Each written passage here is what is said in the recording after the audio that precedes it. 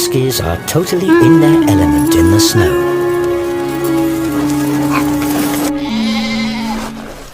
Which can't be said about sheep.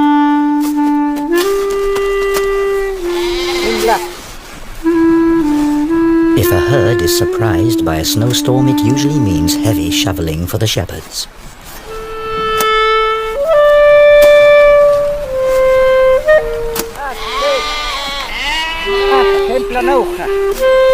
The natural response of sheep is to flee any imminent threat, but where to escape when danger threatens from all sides.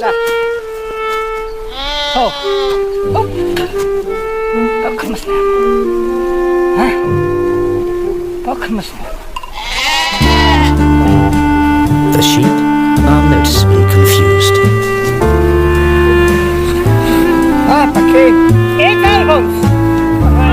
And even once their way is shoveled free, they still require some persuasion.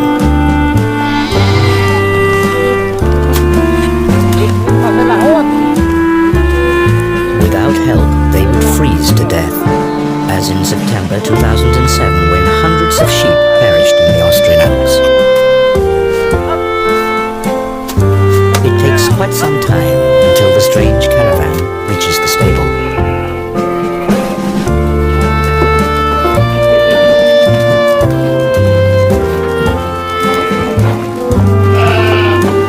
Not only is it warm and dry here, but there's plenty also for the sheep to eat, in sharp contrast to the conditions faced by wild animals outside.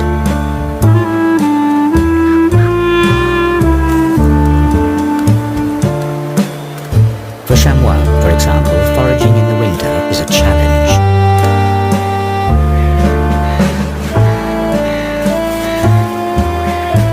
When deep snow covers the plants on the ground, the animals must stretch for the young conifer shoots. In times of dearth, they even nibble the meager lichens off the tree bark.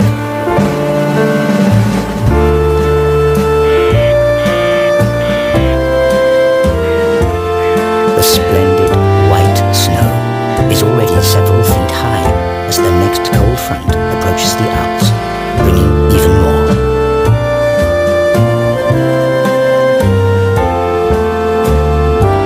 The downside of a picturesque winter's tale is its icy cold and heavy snowstorms.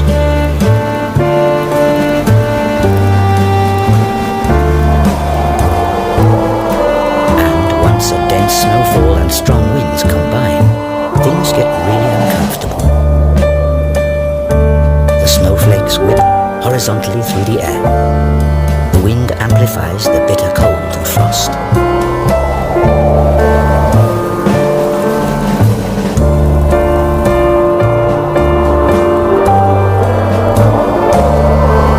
Animals in the wild suffer the most under such extreme weather conditions.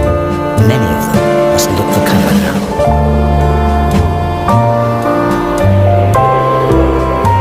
Some of them have developed their own survival tricks. The snow vole, for example, lives in caves underneath the snow where the temperature never drops below freezing.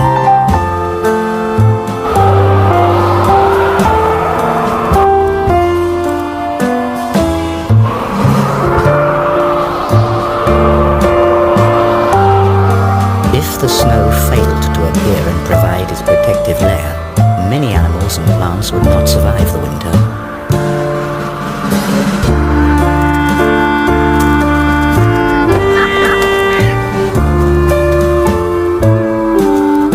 While the snow vole is secure in its warm cave, the chamois are climbing up the mountains in search of food.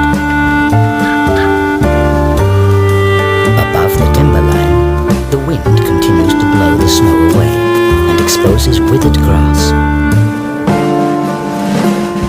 But these frozen tufts are merely signs for the chamois. They scratch right next to them for grass that didn't freeze under the snow, thus remaining edible.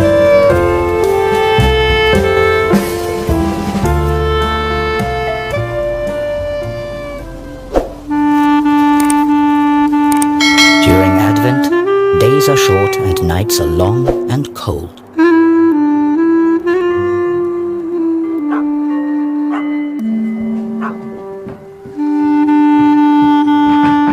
Inside the houses, though, it's warm, and the smell of biscuits, the long-awaited harbinger of the upcoming Christmas celebration, lingers everywhere. Many old customs and traditions brighten up this time of eager anticipation.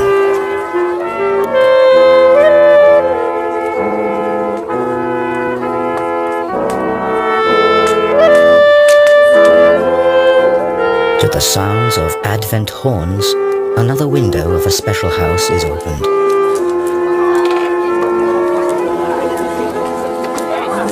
It's an oversized Advent calendar, and next to it, hot sweet chestnuts and open hearths provide warmth and a sense of belonging and well-being.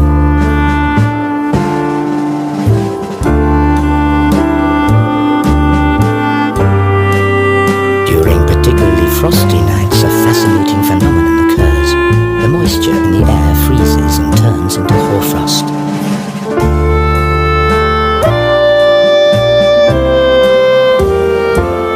Overnight, the landscape is covered with ice crystals. The result is a winter picture book panorama.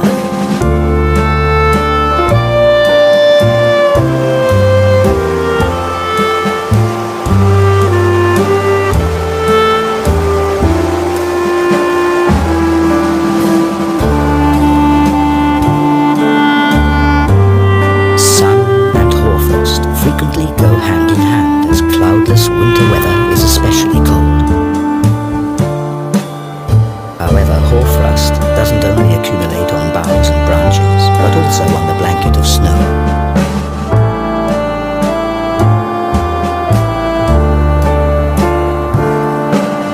Its crystals differ considerably from the snow below. Hoarfrost is created at about -8 degrees Celsius or lower, and the moisture in the air freezes directly on surfaces.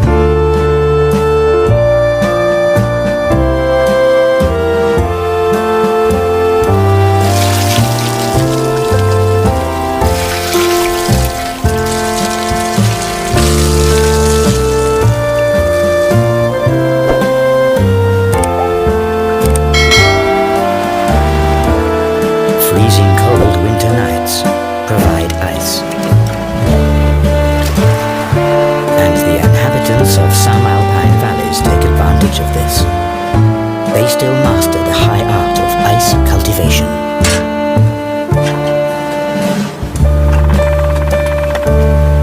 Instead of chopping ice likely to be contaminated with suspended sediment from frozen brooks or lakes, ice farmers repeatedly douse specially designed wood racks with water.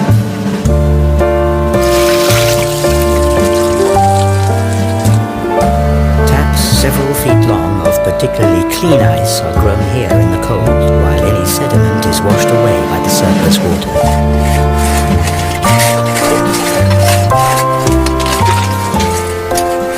Finally, the ice is sawn into pieces.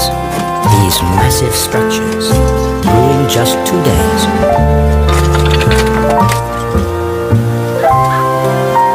In order not to break up the highly sought-after ice scraps any further, they have to be carefully harvested and stowed.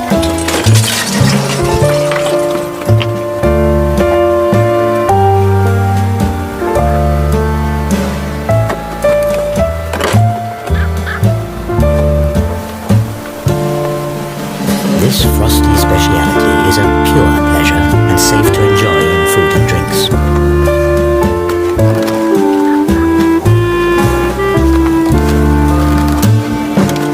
In former times, people were dependent on the cold of winter if they wanted to freeze water.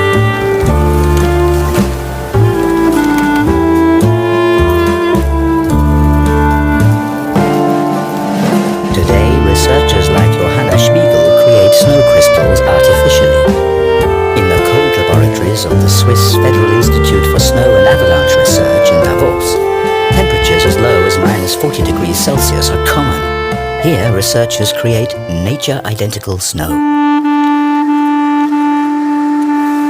Scientists examine the structure of this snow under the microscope. An atlas of snow crystals records about 6,000 different crystal forms. Humidity, temperature, and the water's molecular structure are crucial data points. Electrostatic fields align the water molecules hexagonally, and this basic structure holds steady as the water slowly freezes and the snow crystal gradually grows until it's finished.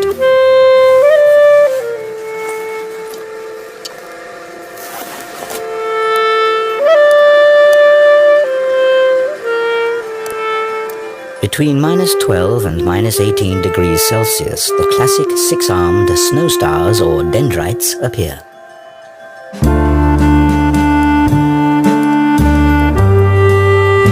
It's the temperature that determines how finely branched they become.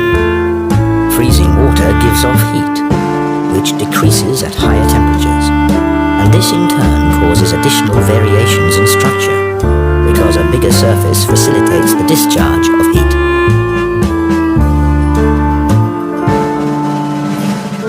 Consequently, dendrites turn out to be distinctly less branched when they're created at lower temperatures.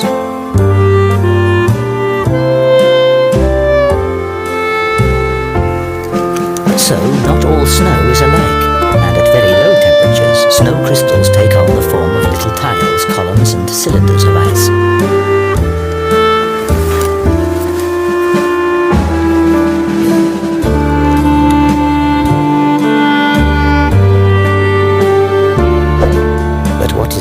Inconspicuous under the microscope is actually every winter athlete's dream and the height of winter fun.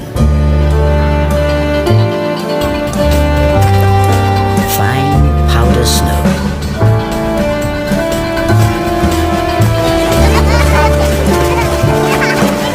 Children are particularly fond of this delightful variety of winter's produce.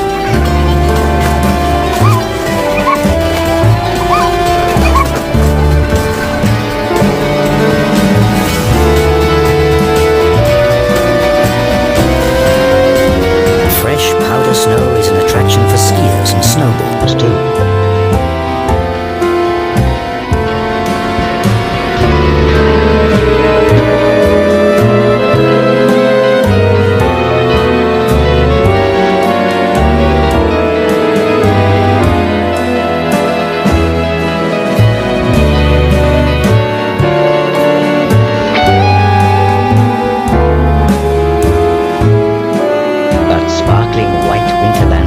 Also serve another purpose. New snow reflects about 90% of sunlight. Thus, snow plays an important part in the global climate.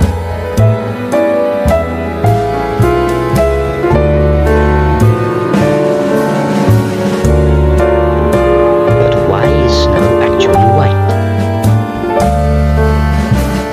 The ice of the snow crystals is colorless and transparent.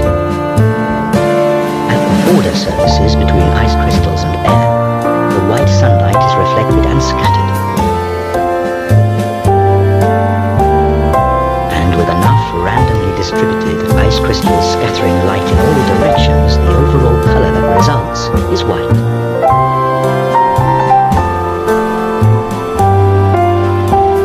When snow covers the landscape, some animals prove to be particularly adaptable to the changed conditions.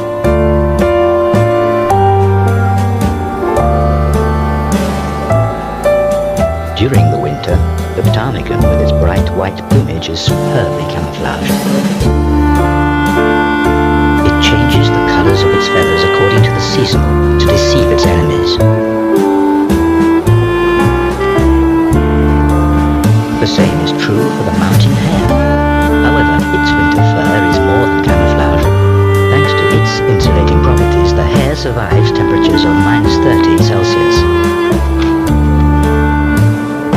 Not only in the Alps have the animals adapted themselves to winter. Red-crowned cranes are migratory birds. But on the Japanese island of Hokkaido, they remain at home throughout the year. During the winter months, these elegant birds perform their courtship ritual.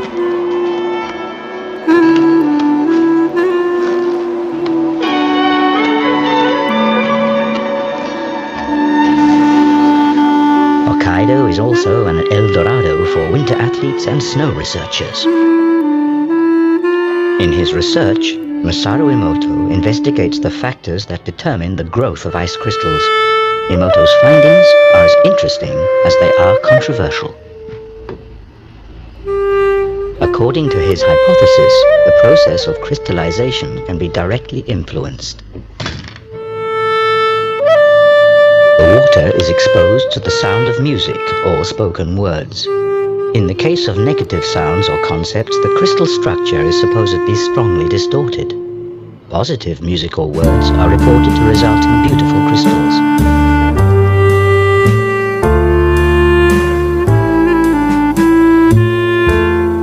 Classical opera seems to promote crystals of superb form.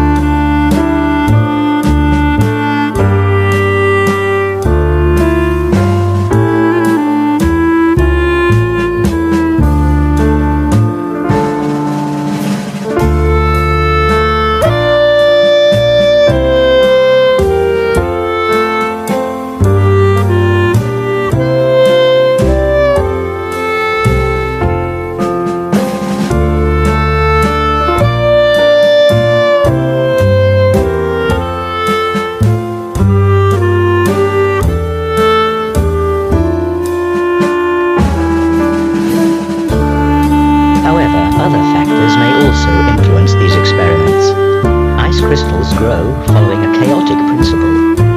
Even the smallest influences change their shapes. Maybe it's simply the rhythmic sound waves of the angry music that disturb the development of their fragile structures.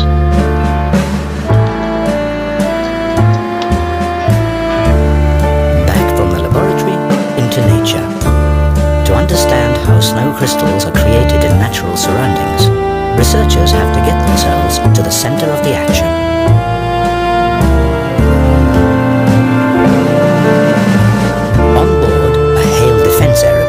The Austrian meteorologist Alexander Polesser flies straight into the heart of a snow cloud.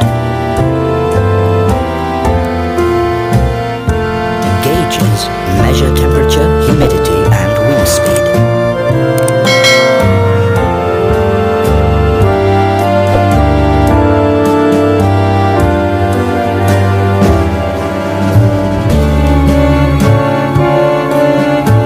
So-called condensation kernels serve as seeds around which droplets form out of the cloud's mist. Moisture accumulates around minute particles of dust and soot. Such particles also serve as freezing kernels for snow crystals. It's already cold enough in the clouds. The first crystals start to form. They grow, link together, and descend as snowflakes to the earth.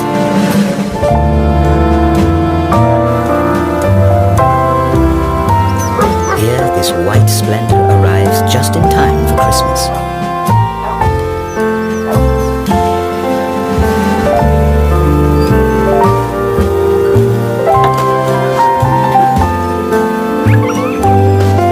Snow has a magical attraction, especially for children.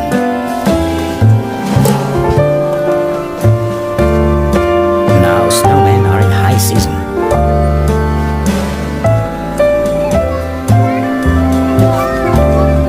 This tradition isn't all that old. The snowman became popular only in the 18th century as a symbol of the hard winter. But this image has changed due to improved living conditions, and people increasingly enjoyed the cold season.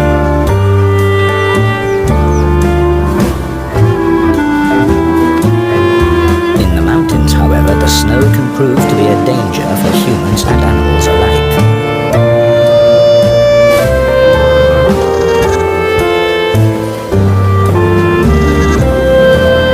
A young chamois is stuck in the deep snow.